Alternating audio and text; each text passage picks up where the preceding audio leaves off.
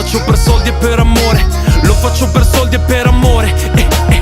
Soldi e amore, due facce della stessa medaglia, due poli opposti che a loro modo muovono il mondo, ne disegnano i confini, ne evidenziano le differenze, ne tracciano le distanze, puntualmente accentuate dal denaro e ridotte al minimo invece fino a diventare inesistenti dall'amore. Un binomio contraddittorio che dà il titolo al nuovo album di Ernia, all'anagrafe Matteo Professione, uscito lo scorso 19 settembre dopo 3 anni di assenza. 12 tracce, 4 featuring e un nuovo capitolo che rappresenta un tentativo dell'artista di dare voce a riflessioni, ricordi d'infanzia e insoddisfazioni personali, per molto tempo messe da parte ma non per questo dimenticate. Ne è testimone la prima traccia del disco, intitolata Mi ricordo, che rappresenta una sorta di intro in grado di spalancare le porte ai sentimenti contrastanti che si faranno strada nel resto dell'album. Sognavamo un giorno e adesso il giorno è ora, ma ci vedo tutti tristi, la ricchezza non consola, e se a volte sembro duro nel parlare che ci soffro e che non ci riconosco, perché io mi ricordo. Ricordi delle proprie origini ma anche di storie turbolente e incapaci di trasformare in parole i propri sentimenti e malumori.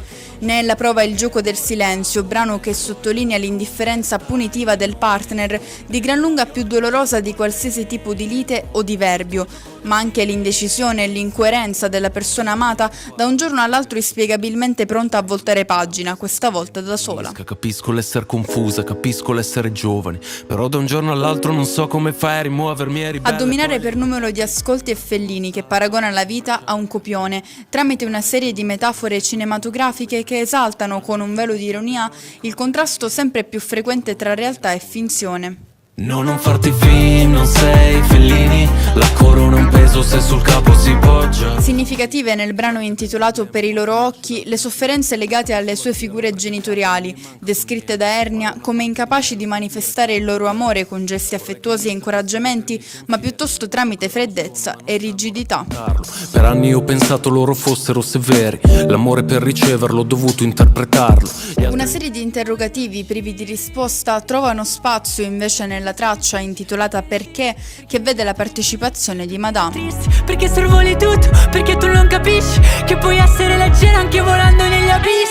Se il mondo non cambia, cambio io. Se non guardi tu, mi sporgo io. Non poteva mancare nemmeno la dedica alla sorella che da qualche anno vive e lavora a Berlino, città che dà il titolo a un altro brano. Che passerà,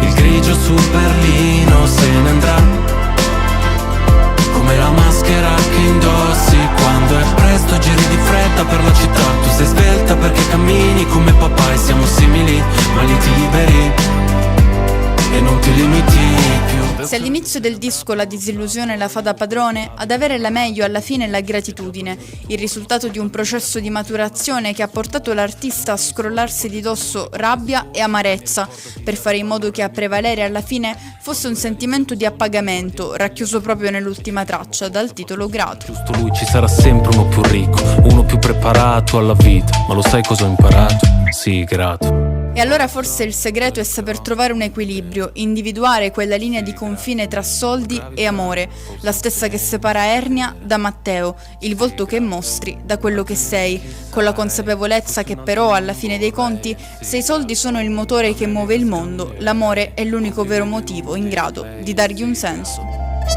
Sì, grato.